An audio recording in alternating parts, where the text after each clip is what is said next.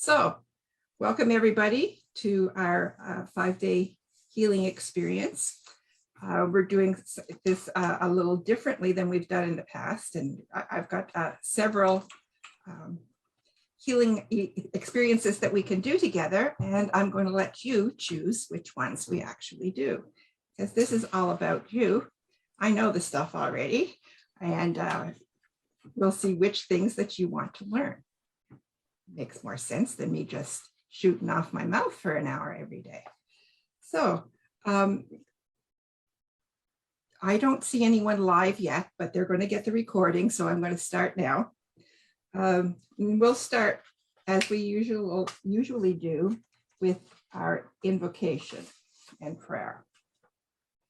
So I call upon our higher selves to be present with us today and welcome our healing connection and guides to join us, to support us and to elevate us. I ask my own guides to keep me centered and balanced and not distracted, in spite of my excitement with being here with you live.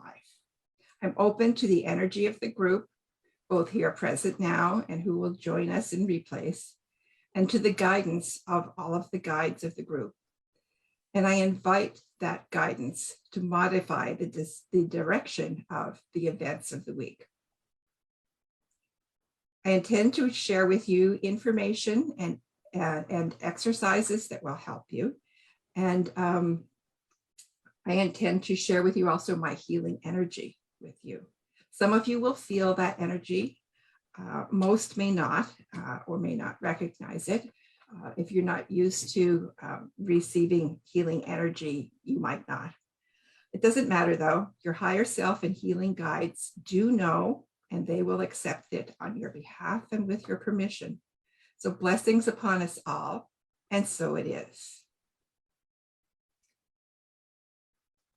Okay, please note also that the energy that happens in the live event is exactly the same as the energy in the recordings. So while it's a lot more fun for Leah and I to have you live present with us, you get exactly the same benefit out of the event, whether you do it live or watch the recordings. The energy is the same. Okay, so that's that. And since you're not here to pick, I'm going to start picking. And we'll start with talking a little bit about the difference between healing and being cured. Because there is some feeling among some people in the fibromyalgia community and the pain community that since they've been told that their pain and fatigue are incurable, that they're stuck with this forever and ever. And what incurable means is medically incurable. It doesn't mean that we're stuck with this forever. It means that it's a condition that medicine doesn't yet have a cure for, and they don't have a cure for it because they don't understand the cause. They haven't found that cause yet. But that doesn't mean that we can't heal ourselves. And I'll explain briefly the difference between healing and curing. A cure is something that happens from outside of us. So we go to our doctor, and we've been conditioned to do that all of our lives. The doctors are the people who are responsible for helping us to stay healthy. And in most cases, they do. Certainly, if there's anything serious wrong, a doctor can really help, can save our lives. But when the conditions are chronic or become chronic, often a doctor can't do anything with those. And so we can't rely on some external person or an external treatment helping us.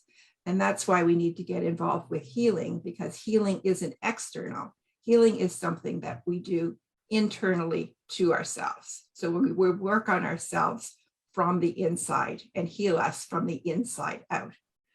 And that's not something that a doctor can do for us. A doctor works strictly within the field of medicine. There's some doctors that are different from that. There are like functional medicine doctors, integrative medicine doctors. But the doctors that we're most familiar with are the medical doctors. And there simply is no medical cure for this. And I don't expect that there will be. And we'll go into that a little more as the discussion goes on. And it's strange having a one-way discussion. Leah, talk to me. Does this make sense to you so far? You understand where I'm going with all of this? Yes. Right? Okay, Yes. that's great. Okay, so since we can heal ourselves, that's really a good thing. It means that we can have all kinds of hope. We don't have to feel any kind of despair that we're going to, instead of getting better, keep getting worse and get more pain and more fatigue and feel worse as life goes on, as we age. That simply does not have to be the case. But there is a caveat here. If we truly believe that, if we truly believe that we will keep getting worse, we will, because our systems are designed that way. That's just the way we work. What we believe in is what happens to us. So we have to be careful not to allow ourselves to be limited by these beliefs that are really somebody else's belief. Like it's a doctor's belief. It's the field of medicine who says it's incurable. We don't have to accept that belief for the diagnosis. Yeah, we'll say, yeah, it's fibromyalgia. It's whatever you want to call it, but we're not accepting the prognosis that says it's incurable. Instead, we're saying that, inside us, we can heal it. And you might know how to do that. And that's, I assume, why you're here, because you're interested in learning how you can do things that will help to heal you. And there is a huge amount that we can do to heal ourselves. And we have a lot of understanding now from neuroscience and neuropsychology. There's all kinds of new information coming out about how we work. And we know that we can keep learning new things, keep forming new neural pathways so we can create new habits, we can create new behaviors, and we can change the course of our life simply by repeating new healthy habits. And that's a part of the healing work that is inside the main program that we do. And so we'll be doing pieces of that throughout these free sessions. So, curing is external and it's for an illness. Healing is internal and it's about the person. So we're not healing an illness. We're not healing a disease. We're healing dis-ease, the lack of ease within ourselves. And we'll work on that. We can do that on all levels of our being, our physical body, our mental body, our emotional body, our energetic body, and with spirit. And spirit is involved in most of the work that we do, because spirit is who we really are.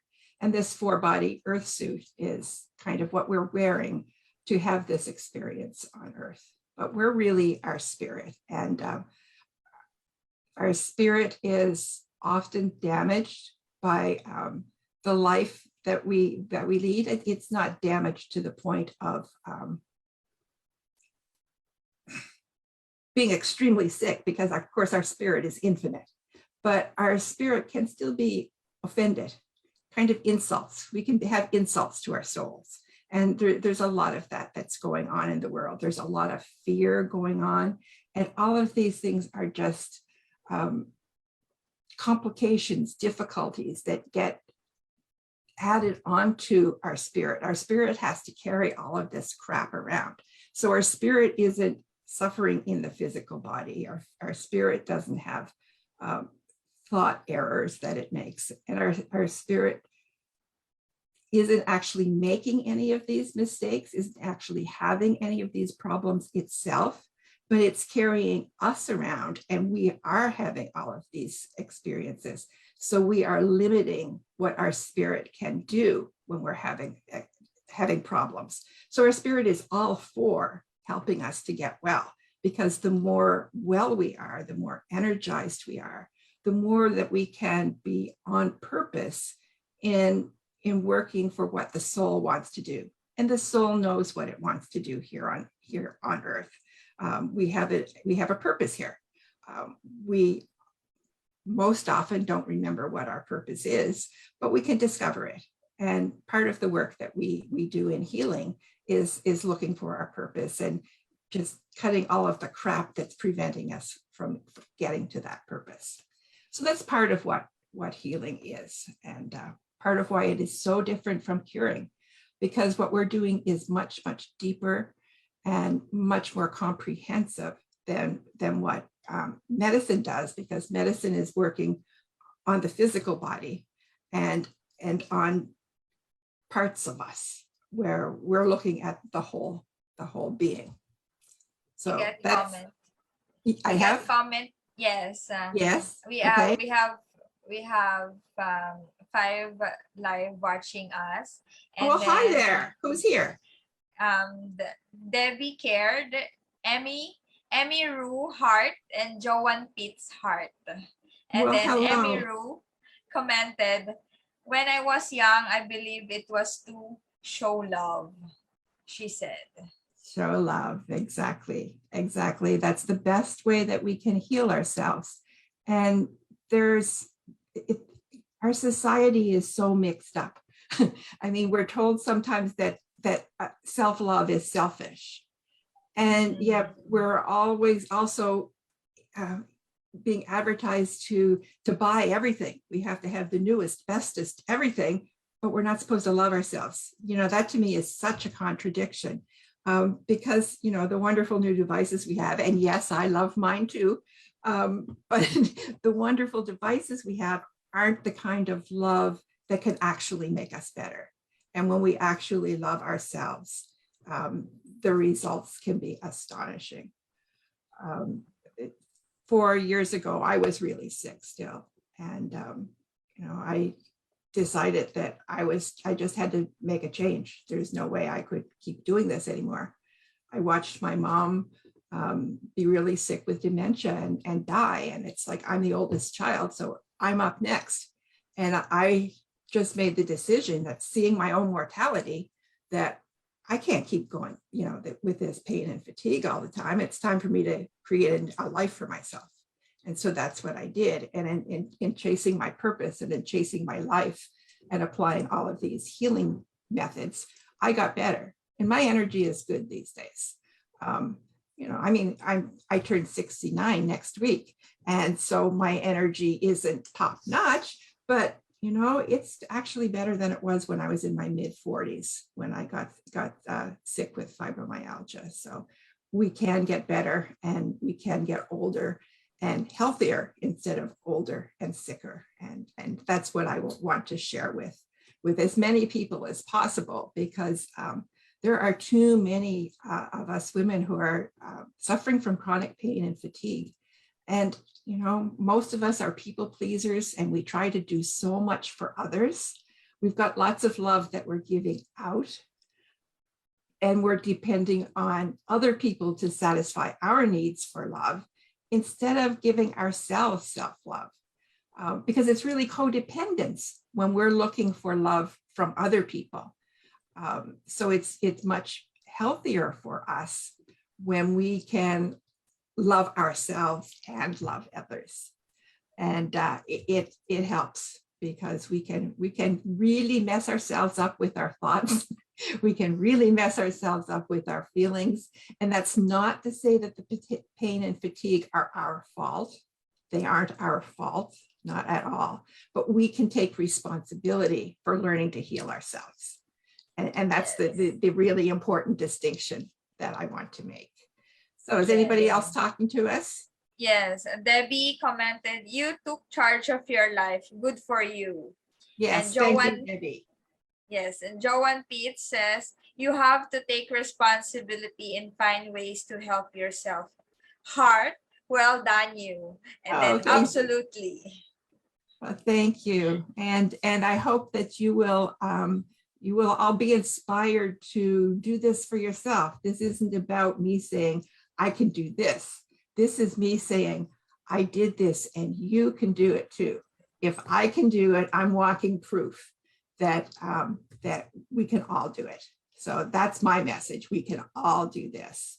And so I want to share some of that with you. So one of the reasons that we can heal ourselves so completely is that we're all energy. Everything is energy. New science tells us that. We used to think that, we were these solid beings, and that, the rock next to us in the house and all of these things are solid. Everything is energy. It's all vibrating. And, we are too. And so we can change our energy, and we can even do healing remotely by healing energy. There's so much possible to us now that we had no idea of, a little over 100 years ago. But that's great. Oh, I see Susan is with us now. Hi, Susan. So it's great and me saying hi to Susan. Oh, it's good to have a group here. So another thing that I would like to show you is something that I saw this week, and I thought it was absolutely simple. I don't know if any of you know who Marissa Peer is. She is one of the world's leading, most popular therapists.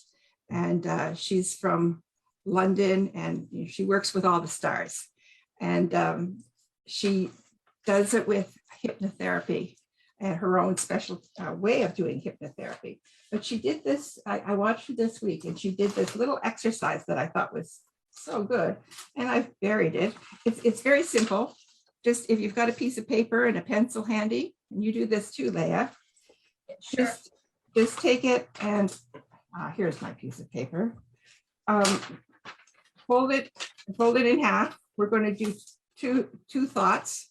Okay, we're going to do one section, and then we're going to do the other. So what you're going to do is you need to make six columns. Well, actually, we only really need 4 columns. Make 4 columns on the page. And the first 2 columns are negative, and the second 2 columns are positive.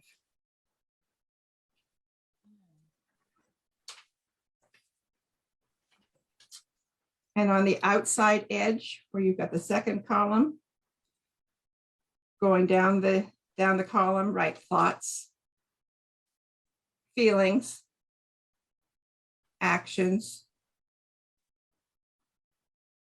behaviors, thoughts. Okay, so the same category is going to be on both negative and positive on both sides of the paper.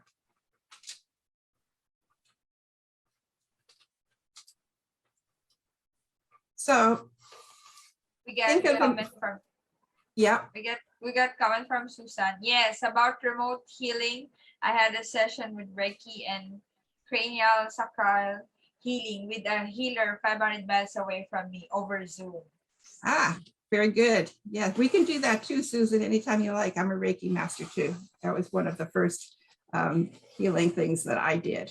So yes, remote healing definitely works. Okay, so back to this thing with our thoughts. So sure.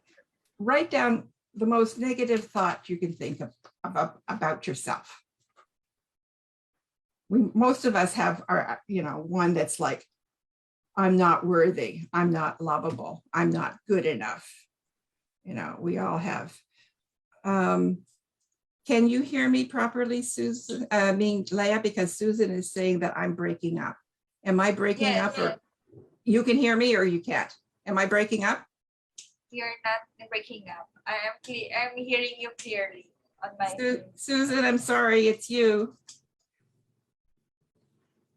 Okay, so write yourself a negative thought, and one that you not that's going to trigger you, but something that you sometimes think. We all have these feelings once in a while.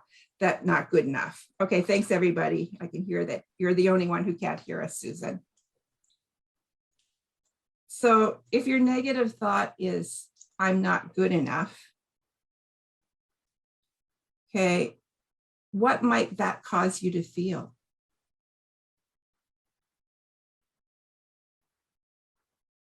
Sad. What might that cause you to feel if you think you're not good enough? Sad. Okay, and you just write that in. That's, yeah, that was a question. Okay, thanks, Leah.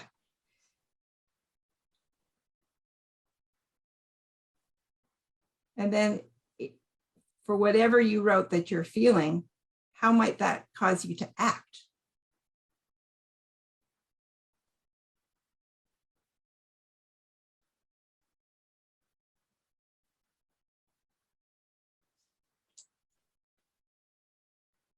Okay, and I see comments coming in, feeling not good enough, feeling worthless.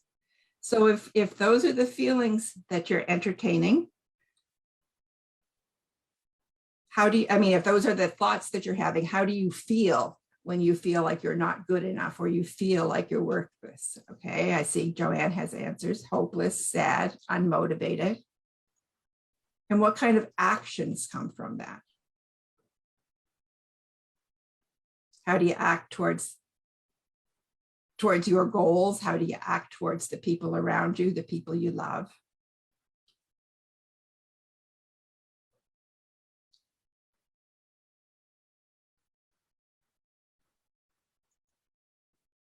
I don't see any answers yet. Leah, you have anything? And about actions, I have to do something so that, you know, I'm not going to think of it and feel that way again. So you're going to feel like, so you're going to not do. Yes, Instead yes. of do, you're going to not do, because not doing is an action. So you're Yes, going to yes, just, yes. yeah, you're going to do nothing. I will fight. Yes, I will fight for that thought. Okay, exactly. Okay, and Emmy Because says Emmy. taking control back, pushing those thoughts away. Good for you, Emmy. You are an exception. Because usually when we first have those thoughts and feelings, it's taking control back and pushing them away is not the first action. So well done. Thank you, Emmy. That's what we should be doing. And after we don't take action, we usually have another thought. And what is that thought? It might escalate from not good enough to worthless. It might escalate from not good enough to unlovable. Or it might just say, see, I was right, I'm not good enough. Except in Emmy's case, because Emmy fought the thought. Okay, and so what this demonstrates is that negative thoughts cause us to have negative feelings, and then we take negative actions, and it goes in a loop. Okay, because we'll just go to another negative thought, and so we just stay stuck in this negative loop. Now, on the other side, just write down a positive thought.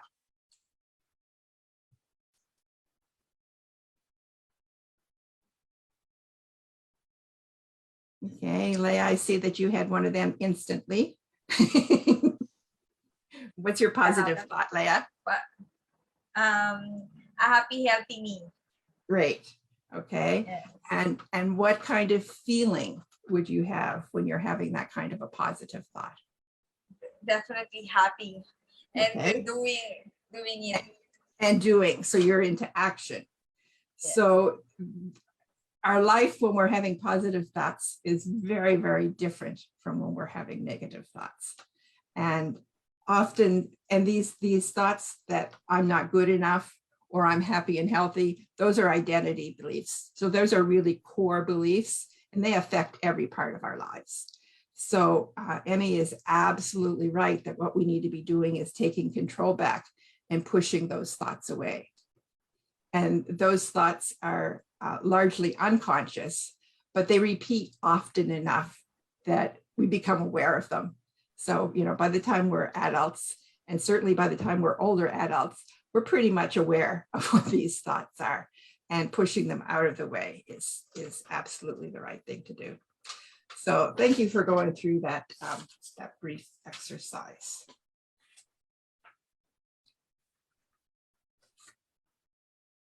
So back to where I was. Susan, are you hearing us now? Are you okay? Oh, I see. She said the captions are working. Okay. Okay, so that what I just showed you were thought loops. So the negative thought loops make us feel horrible. The positive thought loops make us feel really good. And so some of the exercises that I have planned for the week are about helping us to move from the negative thought loops into more positive ones. And we've got a bit of a list of some of the healing experiences that we have ready for you to work on this week. And we're going to let you pick which ones we do and when we do them. So what I'd like to know is what it is that you would like to learn. And Leah, we have this printed. So if you would share that screen, the schedule that we have for the week, and people can read along with me. Am I really frozen? The picture I had to see up on the Facebook group, it has me frozen. No, you're with not a funny stunned look on my face. I'm glad I'm not frozen with a funny stunned look on my face. No, we're not.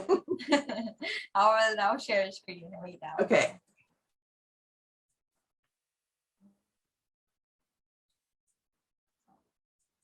Share screen. Here it is. Are you seeing my screen now? Yep, it just came up. Okay. Okay. And she's got it, yeah, well centered there with what would you like to learn. So one of the things that I would like to do some work on this week is meditations. And that's because meditations can help us to deal with our thoughts and our feelings very precisely. And so I've done some guided meditations that we can do that will help us to just kind of slip into our awareness through the gaps between our thoughts. And it's very simple to do, and it can have life-changing results when you actually get to see just the pure awareness that we are inside when we're not cluttered up with all of our thoughts and feelings and all of the things that make us human rather than just spirit. So we've got one meditation that is to discover your pure conscious awareness. Another one that's breathing, meditating, and asking for guidance. Another one that is a trip, a little literal trip that I'll guide you through. And another one is to visualize our future self. So these are guided meditations we can do, and we can talk a little bit about meditation. Some people hate meditation, won't try meditation, tried it once and it didn't work, or have opinions about it that, again, can be a little limiting rather than open to the experience. And it can really be helpful. So what meditation is not is thinking about something. So meditation isn't necessarily being focused on a certain thing and actually thinking. We can focus on something, but when we're focused on something in meditation, it's normally to prevent thinking more than it is to make us think deeply. So meditation is deeper than thought. We're actually going beyond the thoughts. Does somebody have a mic open and a dog? I hear a dog barking in the background. Oh, it's my side. I'm sorry. It's your dog? Okay. Okay. Anyway, where was I? Okay. So yeah, so some people think that they have to think while they're meditating. And that's contemplation. It's a form of meditation, but it's not by definition what meditation is. Meditation is also not getting rid of all of your thoughts, which is another thing that sometimes people think that it is. My best friend is absolutely convinced that meditation means getting rid of your thoughts, and she can't do it. She wants to empty her mind. And that's just what she believes. And she has believed that for the last 50 years. So there's not going to be any change here now. And so just be aware of that meditation may not be what you think that it is, and just open yourself to the possibility. There's many people doing just fantastic things with meditation these days. If you're familiar with Joe Dispenza, he's a doctor, he was a surgeon, and he was in a horrific car accident.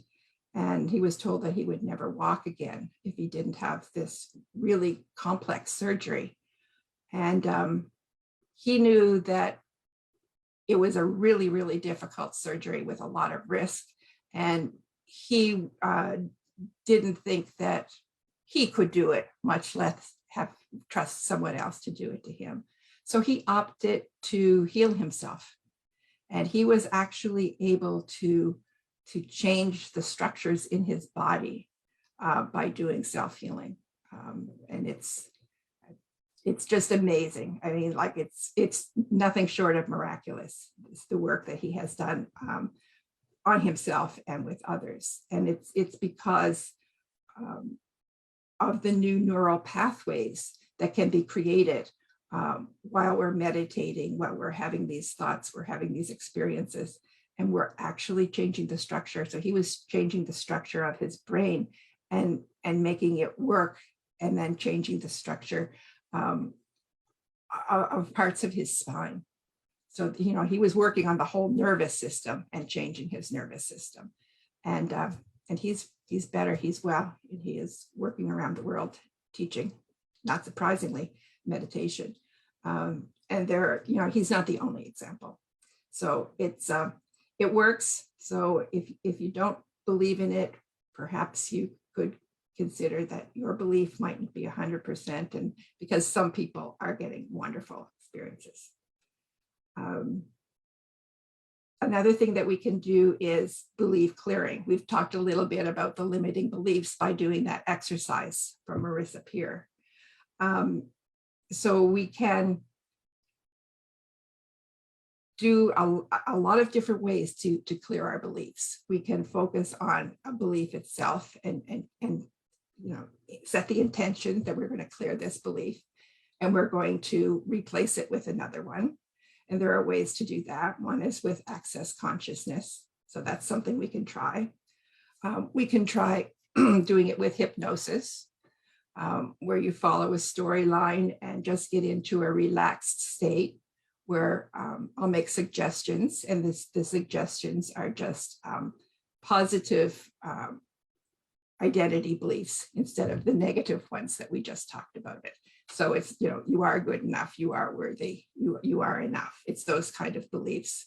But when they're stated to you in a hypnotic state, we absorb them more.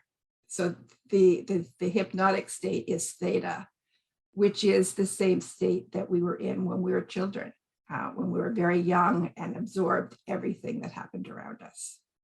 So that's what hypnosis is being in that state of theta, and it's just wide open to learn. It's the easiest way we can learn something. So that's why hypnosis is an option. Another option is called spontaneous transformation technique.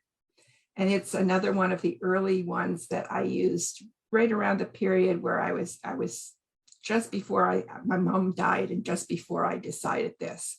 I was going through a lot of problems at that time. And one of the things that was up at the time that was really big in the news was the Me Too movement. There was a lot of stuff happening there. And Jennifer McLean, who created the spontaneous transformation technique, was being really triggered by the Me Too movement.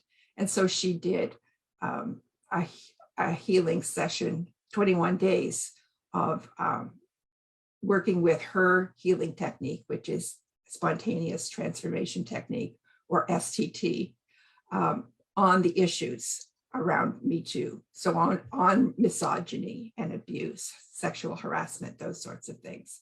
And so I worked with her during that period. And that was, just prior to me even getting inspired to feel well. So her work shifted me to where I could consider the possibility that I could actually heal myself. And so I did learn to do her technique, and I'm a practitioner in that too. Another really valuable healing experience that we can do together is Ho'oponopono. And that's a very simple Hawaiian forgiveness prayer. And we could talk about that some. We can talk about the work by Byron Katie. And she is a woman who was also very sick, very much in pain, and she was having a lot of problems. She had a breakdown, and during this breakdown, she completely changed how she looked at life. Suddenly, everything was wonderful. Suddenly, everything was blissful. She saw total oneness, which is the end goal of all spiritual exercises, is to recognize that we are love and everybody's the same and love everyone equally. Well, that kind of just happened to her. And in that process, she came up with questions to ask yourself so that you can examine whether or not what you're thinking is true and whether it's good for you. And so she has 4 questions and 3 turnarounds that can change your thoughts about absolutely anything. And it's really simple to do. So that's another option. Another one that's popular is tapping. And that's a process where you tap on certain meridian fields, which is other energy fields, while giving yourself a positive suggestion. And again, these are just ways to change the thoughts, to change the feelings. So these are some of the things that we can do, and I'd love you to pop in the chat which things might be of interest to you, and we'll make sure that we schedule these. Now Thursday is Thanksgiving, and we may have a huge absence on Thursday because it's Thanksgiving, or people might have the day off and be available. So I don't know if there's going to be more of us or few of us or none of us. Leah and I'll pop by and say hi to each other anyway. But Thursday, what we're going to do on that day, whether we're together live or watching replays, is going to be just gratitude and gratitude practices and exercises. And we'll have a gratitude journal that we're giving away on that day too. If we can find the one that's not 140 pages long. Because nobody wants to print 140-page gratitude journal. Why I ever created a 140-page gratitude journal, I have no idea. But we're going to shorten it up and make it printable. So let me know what's happening in the chat. You can stop sharing. Well, you can leave, I guess, the share up on the screen. And I'm going to come back to us. And I can't, yeah, okay. Is there anything happening in the chat? Oh, I can't hear you, Leah. Hello. I'm Hello. back. Hello. All right. Debbie commented a while ago, I have to be in a room with no distractions. It's the one that you're explaining a while ago. Amazing. And Joanne Pitts, I love meditation. Yeah, oh, wonderful. Yes. Yay. Yes. Debbie says, all sounds good. Susan, our Susan, tapping, she says. Tapping. Oh, Susan wants to do tapping. Okay, we can do tapping. Emiru, I'd like to try any. Susan. Okay. I love all guided meditations and visualization also. I love the gratitude practice.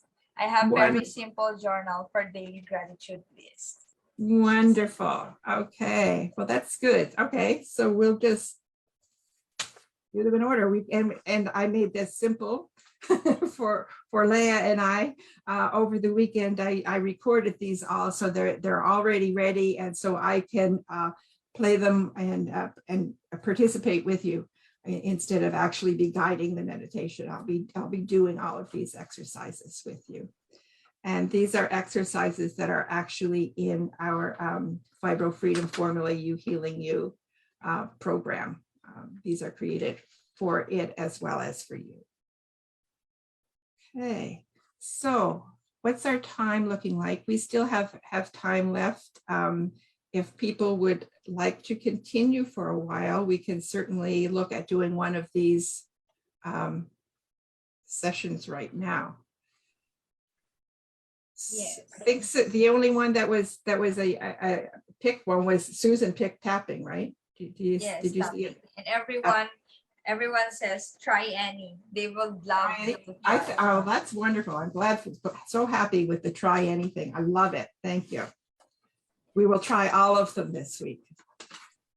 So if you have suggestions on things that you would like to try live on days that you could actually be there, put that into the slot, and then Leah and I can make sure that we are scheduling the things for the for the days that you can be present. Yes. All right. Then and our Susan says meditation, and Emiru says, I've not tried hypnosis. I have 3 kids, needs to learn to be calm and more patience. And Debbie, how to be more positive, she said. Great. Okay. All right. Susan also said, yes, I agree with Emma. I would love to try hypnosis too. Okay. Well, we will definitely do that through the week.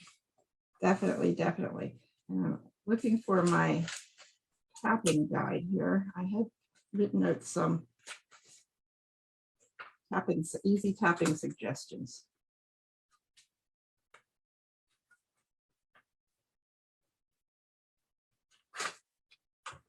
Thank you so much for all those people who commented on our live, and I hope to see you in our Zoom tomorrow if you're available. It is so good to see people live. Okay, I can't find it. It's a good thing I already know it. So the tapping points are pretty simple. We've got, and you can do it with one hand or two. I've seen it done both ways. My Tai Chi teacher always does it this way. So, but the usual way is with just one hand. And so you tap just above your eyebrow. And like I said, you could do it both. Okay. And we're just going to do, at this point, I'm just showing you where and so it's 2 fingers, just gentle taps.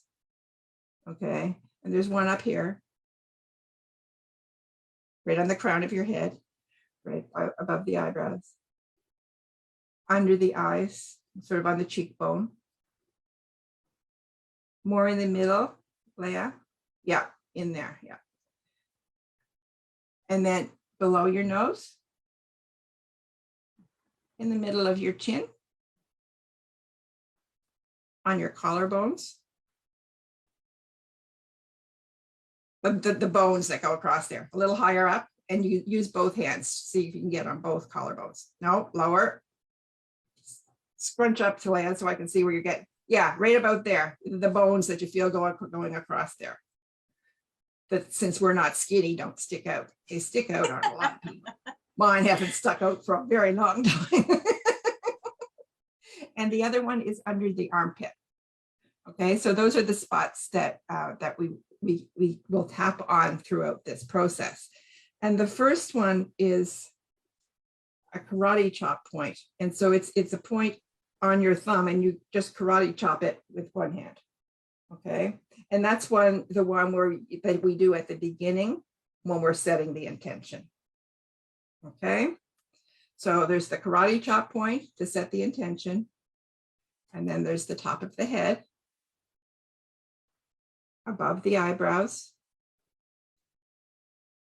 above the mouth, under the nose. Whoops, I forgot one. Forgot this guy. Yeah, this guy. And then this guy. And then I'm on the chin, on the collarbones, and under the arm.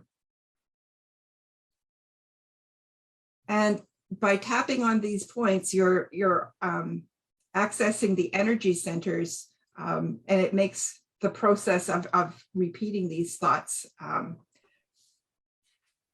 stick in. It makes them work. It just makes them stronger.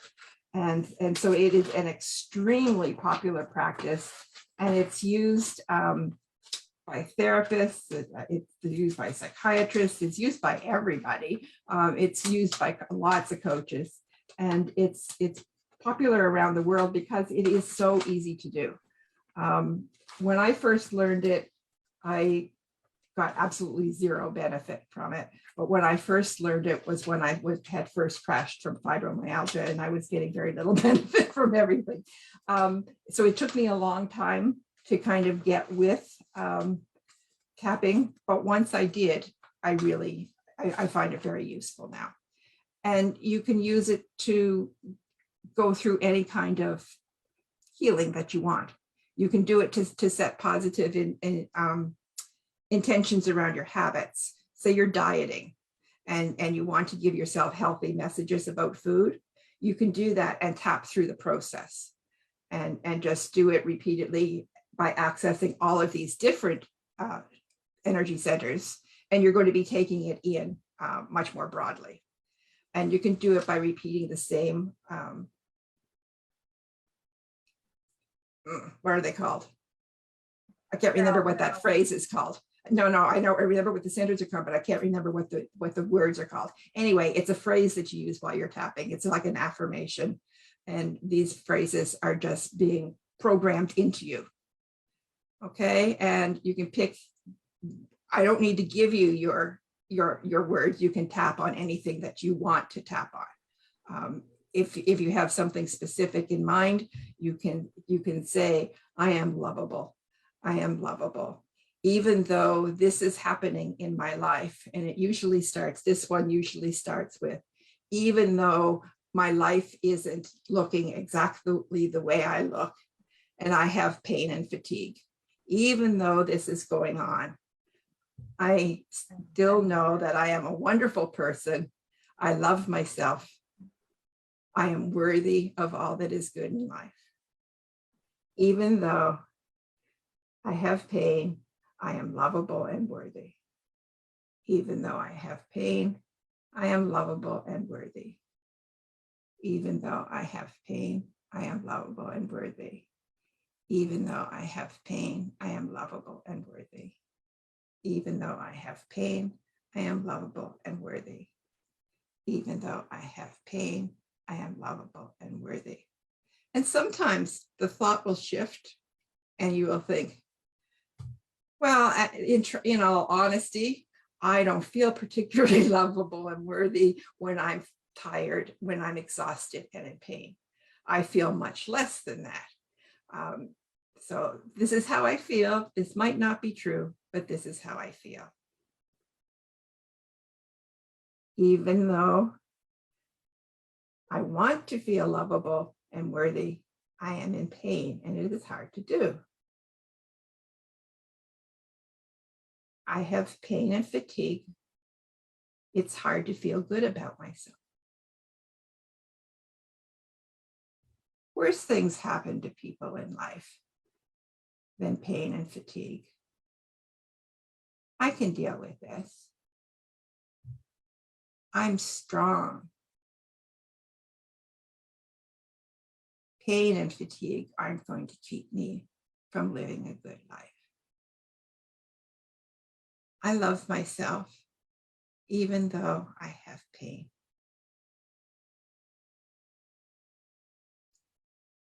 I love myself in spite of my pain, and I will exercise more self-care and more self-love so that I feel better and better every day.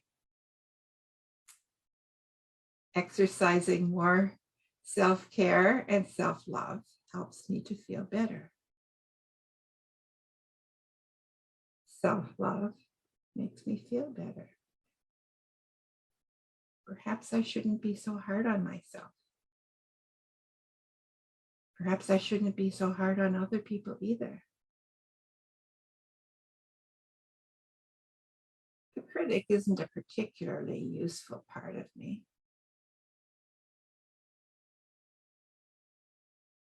I am lovable. I am worthy. I deserve the best. My relationship deserves the best. My family and friends deserve the best of me. I will take care of myself. I will love myself. I take responsibility for healing myself. And after you've gone through a few cycles of this, you can just stop and check in with yourself and see how you're doing. So let's just open the chat again and see how people are doing. And feel free to continue if you're in a place where it's moving along. You want to do that. Oh, yeah, I can't hear you again, Leah. Unmute. And there's a comment from Philip Lau. He Hi, said, Philip. yes, I agree that tapping is programming your consciousness. Is Philip with us on Zoom or is he in the group? In the group, commenting.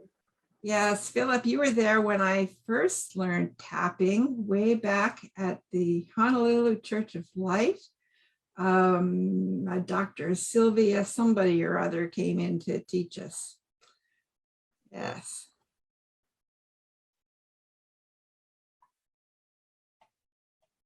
That was a long time ago, Philip. That was probably around about 96, 97. So, yeah.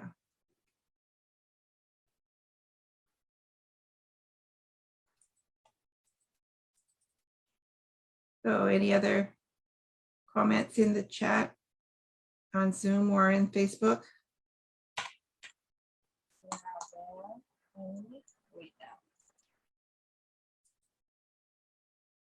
Are you and I the only people in Zoom? I can only see you and I. So everybody else is in the group, are they? Yes, in a group, yes. Philip Lau, he said, wow, you still remember. Of course I still remember. I'm young. I'm 69 years young on Monday, Philip. Oh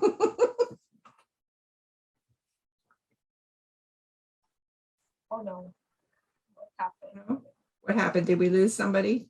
Are we not live anymore? Yeah, we are live, but my connection, it's funny that it's loading. Oh, your connection's a problem. Okay. Yes. Okay. Oh wait. So I'm not sure how we're doing for time. I don't want to keep people over time unless they want to stay.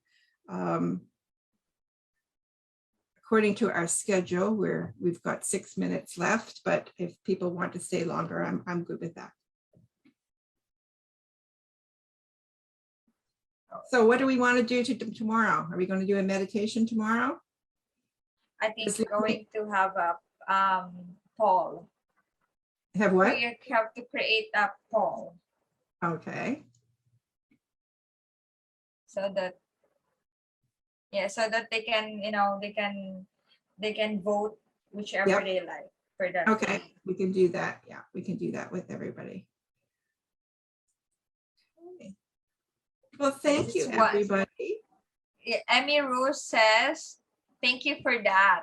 She says. Oh, you're very welcome. Very welcome. And I hope you can come back tomorrow. Are we expecting some of you can come tomorrow if you would like to be on Zoom. We'll make sure that that link is available to you so that you can join live on Zoom. So we can watch you while you watch us. we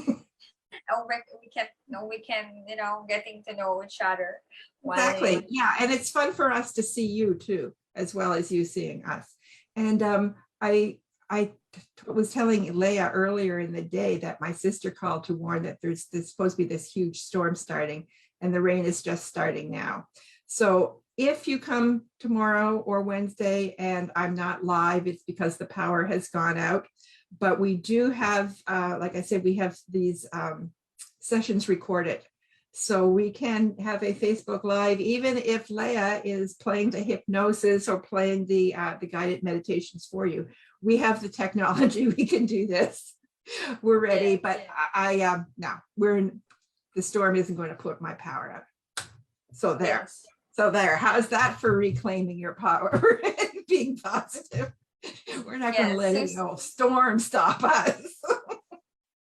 Susan reply comment, after tapping, I feel a lot of tension through my body was released. Oh, wonderful. That's great.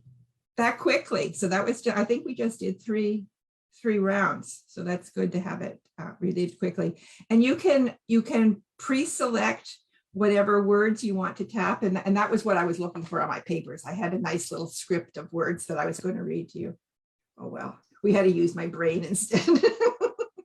And you can do the same thing with yourself. You can plan, a system that you want to go through, a process. You want to take your thought from here, this awful thought, to here, this really elevated one. Or you can just tap and say out loud what's actually happening as you go through, because it will change as you go through, as long as you're open to it. And apparently when I first learned it years and years ago with Philip, I wasn't particularly open to it because I didn't like it. But it's a really useful tool, and it is so easy to do. And it's easy to remember what those points are. And when I get the piece of paper, we will even write down and tell you what the points are so that you can see them, because that's easy to do. Okay. Yes. And before we wrap up, Debbie also, me too, she said. And also Emiru, I'm in the UK. That will be great if it recorded in case we miss it. Wow, hello from the UK. Yes, hello, Emmy. Yeah, we've got people from all over today. We've got the UK, we've got Canada, we've got a couple states in the US represented. Yes. We've got Hawaii. Philip's in Hawaii, and you're in the Philippines, so we've got half the earth covered. So. Yes, that's the technology. Yeah, isn't that great? Will make us connected for this. And Susan also said, I hope I can join on Zoom tomorrow. Yes, that would be great. Well, thank you, everybody. Would be great. Amazing. And our other Susan is sick with a horrible cold, so let's all send some healing energy to Susan that way, because she would certainly be with us too if she wasn't so sick. So we will send her our healing love and energy. Okay, Debbie said, all right. Debbie said, Minnesota here. Minnesota, and Susan is Indiana, and the other Susan, who is here in spirit, is Oregon. So yeah, we're scattered around. Yes, and we're gathered around. So thank you so much for all of our viewers for tonight, for today. Yes, for today. Thank you so much. Okay, bye-bye, and good night, Leah. It's it's 2 in the morning for Leah, so big round for Leah for staying with us until the wee hours. Good morning, good afternoon, and good evening to all of you. Thank you so much. Bye. Okay, bye everybody. Bye.